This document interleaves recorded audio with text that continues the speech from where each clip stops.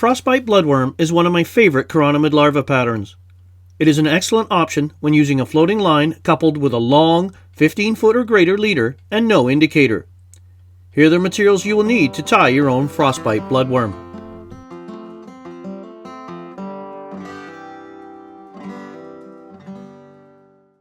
So let's tie the Frostbite Bloodworm.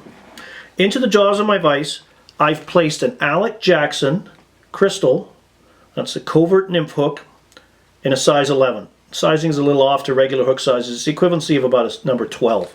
If you don't have these hooks handy, an acceptable and very workable substitute is the Daiichi 1760, 12, 14, or 16.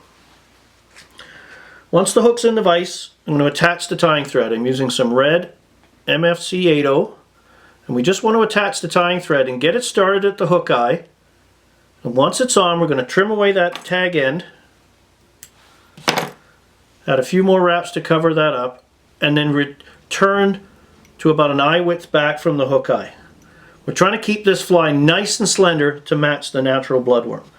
The divided tail is formed from stretch floss. So I'm just going to lay this on top of the shank, place one or two wraps over top just to get it in place.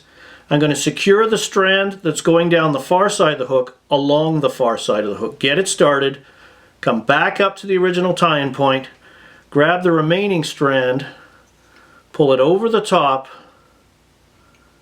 I got it under tension, and secure it or get it started down the near side of the hook, because the goal is to have the hook shank help divide your tails.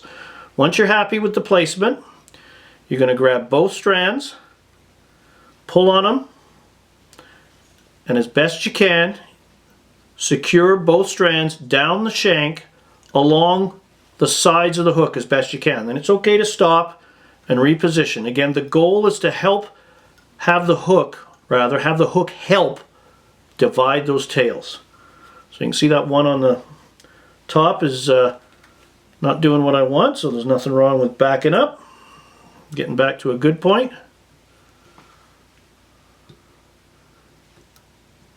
And again, grabbing them. Sometimes fussing with them is worse than just going for it.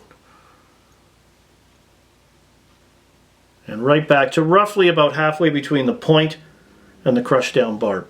And they're sitting there like that. You can put a few extra wraps in just to secure them in place. And you can trim them at the end. I'm going to trim them now so they don't get in the way of the other tying processes. And I'm just going to, they're not under tension. They're loose, gathered. Blades of the scissors are against the bend of the hook, and I'm just going to come in and make one perpendicular cut. And you can see I've got a nice little pair of divided tails there. Now we're going to tie into the ribbing. And the ribbing can be gold, silver, or copper wire. I'm going to use some silver wire here. I'm going to lay that along the side of the hook, the near side, get a couple of wraps into it, and then I'm going to pull on it so you can see that this will now tuck along nicely right along the side of the hook and keeping our body proportions and dimensions nice and consistent. So I'm just going to secure that up, open wraps all the way up to the hook eye. And we're starting to build up a little bit of a bulbous head here, which is what we want to mimic the natural Chironomid larva. Now originally the fly is named the Frostbite Bloodworm because in the beginning, if you read my first book, Fly Patterns for Still Waters, you see I used Frostbite, number 55 here, a beautiful crimson red. And you trim off about an inch or so of this material and then unravel it and tie it in the two unraveled strands. And if you watch my collaborator on my channel, you'll see that unraveling process and how it all works. In recent years, I found another suitable substitute, Isabu. It's basically unraveled frostbite. So it's already ready to go. You don't have to struggle through the unraveling process and you get nice, long, workable lengths. There's other great colors that are good for chironomids as well. Here's a couple in it's nice olive, and we have a nice herringback that's kind of a dark olive, peacock olive color. So I've taken two strands from the hank, I've moistened them between my lips, and I come in and I'm going to trim these ends even to aid the tying process, hold them up along the side of the hook, and once again just get them tied in up front. And now we're just going to come up, being careful not to pull them out, and start winding them back down the shank to form the body. we're going to take these 2 strands, being mindful we don't strike the hook point and cut them, right down to the base of that split stretch floss or sexy floss tail, stop, and return. And when we do this, we get a couple of benefits. First of all, from a neatness perspective, we get the opportunity to cover up any any open gaps between the wraps if we missed a space, and we get a chance to overlap or stretch out to keep our body nice and consistent as best we can. So we come right up, and of course when you overwrap a material with itself, it adds durability, because if it gets chewed through, it basically has to unravel itself, which is much like you and I trying to lift our entire body weight while we're sitting on a chair. Just pick the chair and ourselves up. It's very difficult to do. So we've got a couple of wraps over top. We're going to come in, lock them in place, trim away the excess nice and flush as best we can. There we go. And we can throw a few more thread wraps at this point. And we got that tied down. And now we're going to take our ribbing and we're just going to start winding this forward. Nice, open, even wraps. And again, the ribbing adds segmentation, reinforces that body a little bit. In the case of the silver wire or the gold and even the copper, adds some attractive flash to help make this skinny little fly stand out amongst all the other things floating in the water so a fish can find it. And we're just going to come up, tie off that wire with a couple of wraps, fold it back,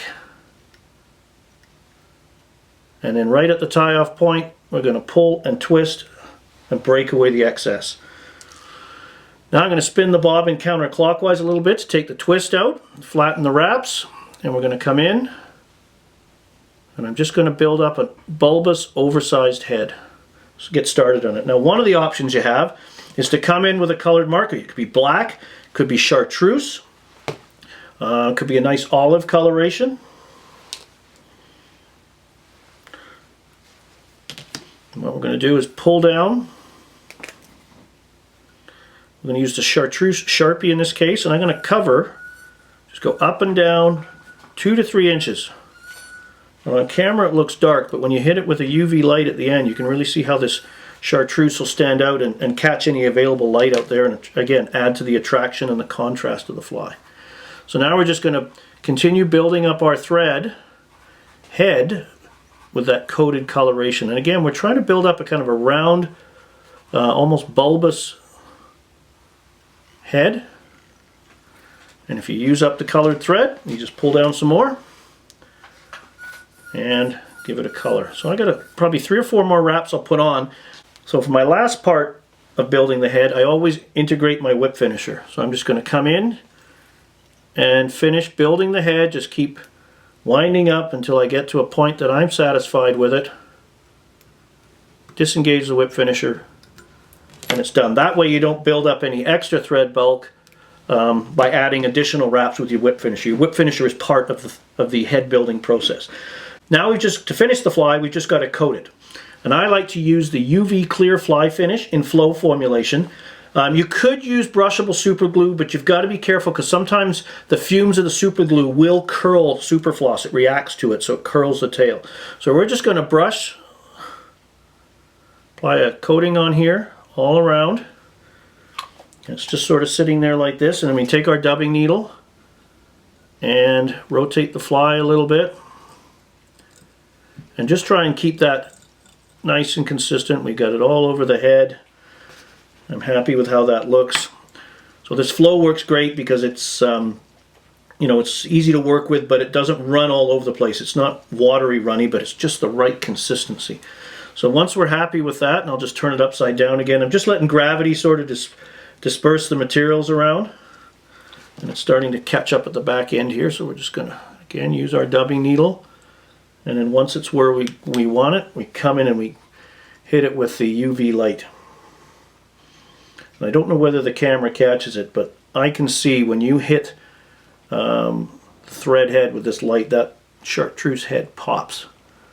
So again, aids the attractive nature of the fly. So there you go, the finished Frostbite Bloodworm. Great to work over muddy bottoms, suspend it a foot or two off the bottom, or at least cast it and let it sink to get down there. and it's a great fly that works all season long. For more information on fly fishing, and stillwater fly fishing in particular, please visit my website at flycraftangling.com. Here you will find fishing tips, fly patterns, articles, information regarding my seminars and schools, along with links to my blog and mine and Brian Chan's online stillwater fly fishing store. You can also visit our store directly at stillwaterflyfishingstore.com. While you're visiting my site, please join my mailing list to receive my educational newsletters. You can also follow me through my social media channels. Don't forget to subscribe to my YouTube channel if you haven't already, and give this video a like. Please take the time to watch my other videos as well. Thanks for watching.